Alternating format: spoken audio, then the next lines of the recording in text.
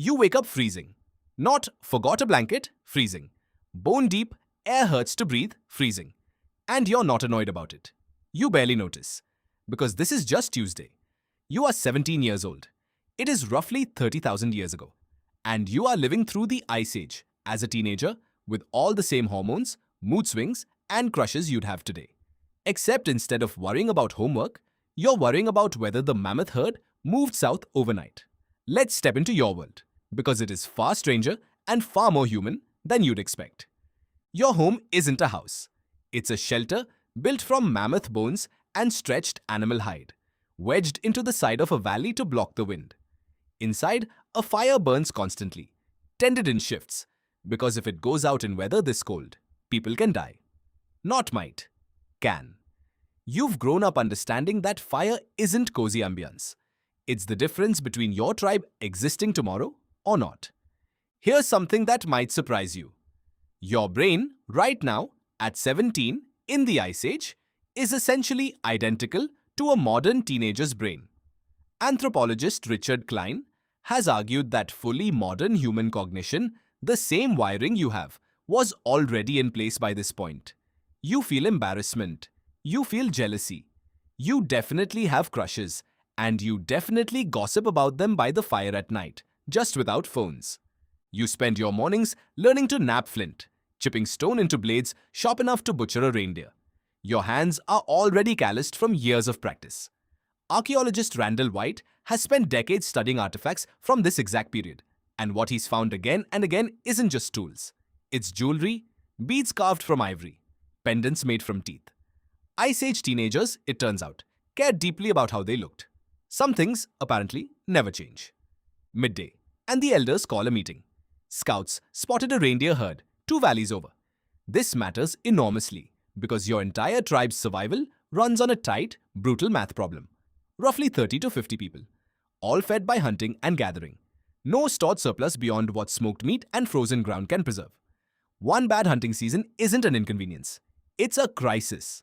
So when the hunters prepare to leave, you go too. You're old enough now. This is your first real hunt. And honestly, you're terrified. Not of the cold, of failing, of the older hunters watching you and deciding you're not ready.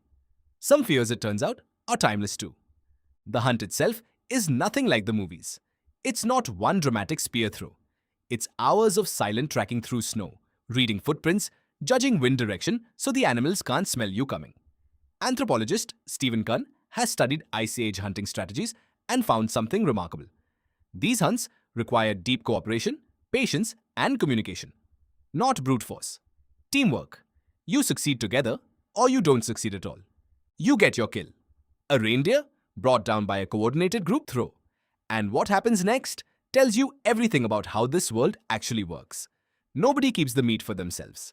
It's split, shared, distributed across the entire tribe, including people too old or too young to hunt. Why?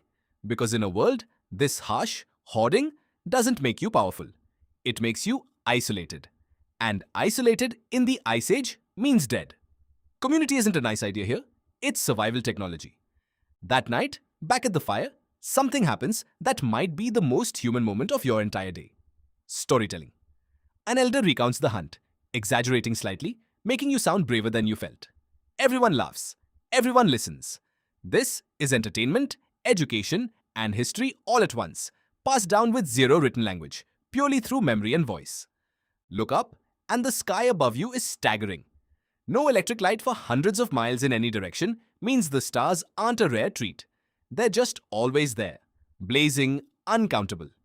You've probably never once thought about how strange it is that most humans today, for the first time in history, barely see them at all. Here's the part that should really stop you. You are not living in some primitive, dumbed-down version of humanity, waiting to become real people later. You already are real people. Full emotional range, full intelligence, full culture. Just dropped into a colder, harder, more immediate world. One where every single day is a direct negotiation with survival itself. And maybe that's the real reframe here. You assume the Ice Age was about lack. No technology, no comfort, no convenience. But in some ways, that world demanded something modern life quietly lets you forget. Total presence.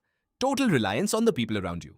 A closeness to your environment that most humans today will never experience, buried as we are under walls, screens, and thermostats set to 72 degrees. So tonight, when you pull a blanket over yourself in a heated room, remember the version of you that once did the same thing wrapped in mammoth hide, listening to wind howl outside a shelter that fire alone kept survivable. Same fears, same laughter, same sky above. You woke up freezing, and somehow, impossibly, 30,000 years later, that shivering teenager is still, in every way that matters, you.